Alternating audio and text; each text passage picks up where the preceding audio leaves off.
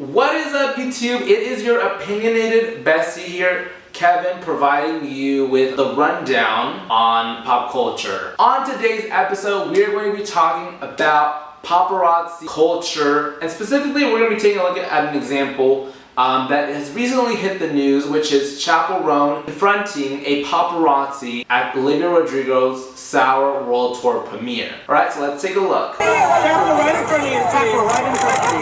You were so disrespectful. Here we go. You yelled at me at the Grammy party at the stage and at the university. You said, I remember. You were so rude to me. And I deserve an apology. Yeah. Yep. No.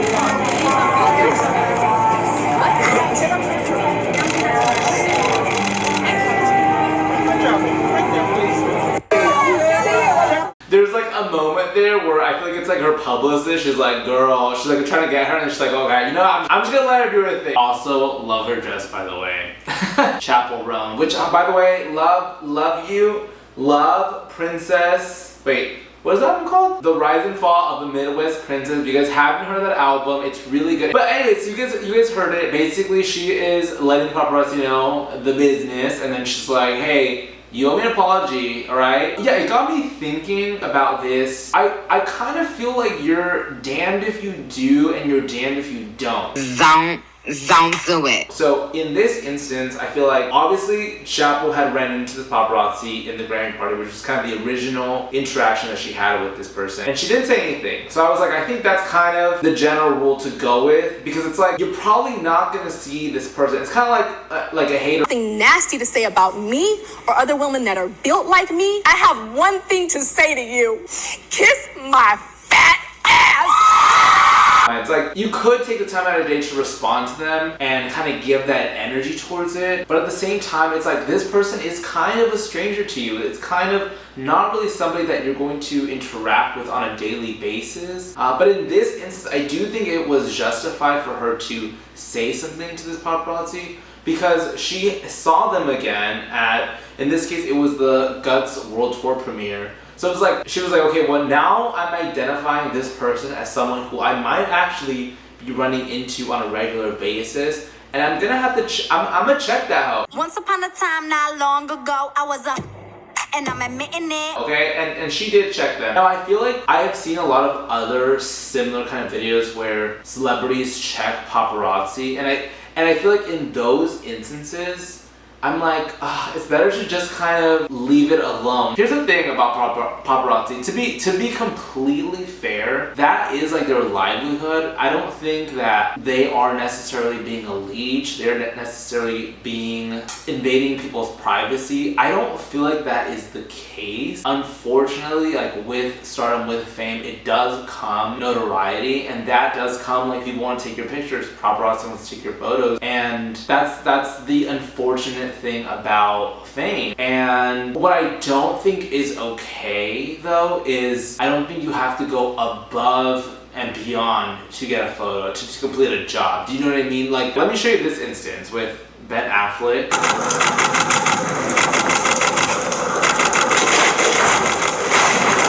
Listen, man, we're gonna get you your answer. Don't flash your light at someone driving down the driveway.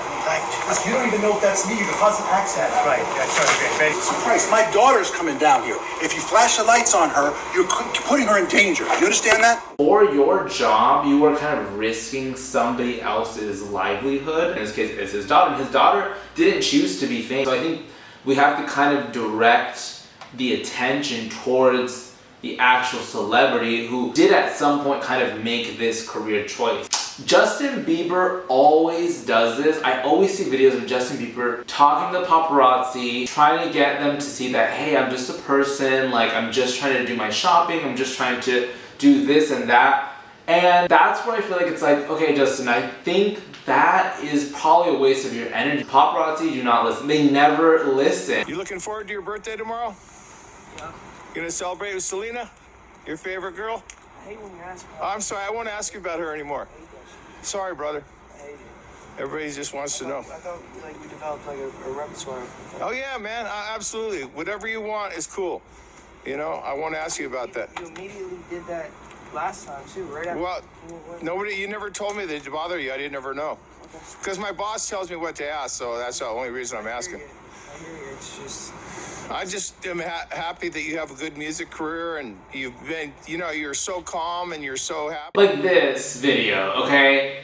This is like, he doesn't want to be asked about this, and so he always gives like paparazzi the time of day. I always see videos of him doing this. And I'm like, Justin, like these guys, like unfortunately, like they are doing their job and they kind of don't care. Like that's the issue. And I feel like what I hate about this kind of interaction is it feels slimy. Like Justin is clearly kind of sharing a little bit more than he needs to. Like he is kind of sharing with this person, like, I don't like when you ask me this question. Like it makes me feel bad that you ask me this kind of question.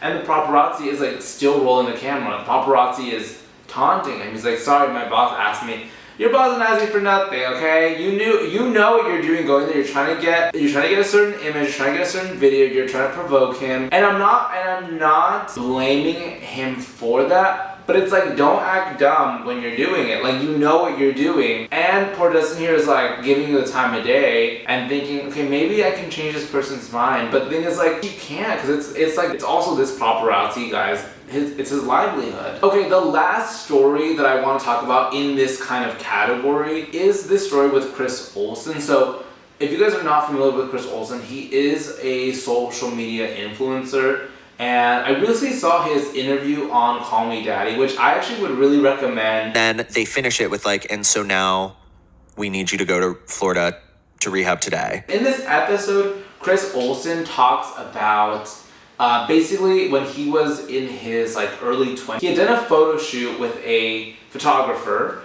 and this photographer kind of had pushed him to like reveal more and more of like his like body. Eventually he like ended up doing like some like nude photos for this photographer, and then as he kind of has grown in his like stardom or like on social media, like those photos were then kind of like leaked to the public.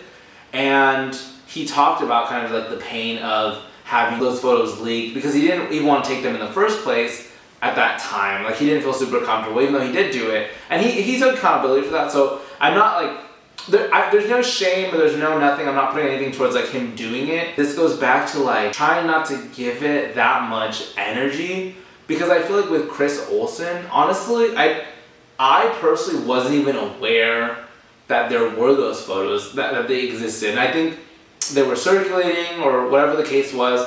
But him actually like speaking about it like drew more awareness to it and probably drew more eyes for people to actually like, go and like search for those photos, which was kind of the complete opposite of what he wanted. It's like you really have to weigh kind of the benefit of speaking up. Anyways, thank you guys so much for joining me on today's episode.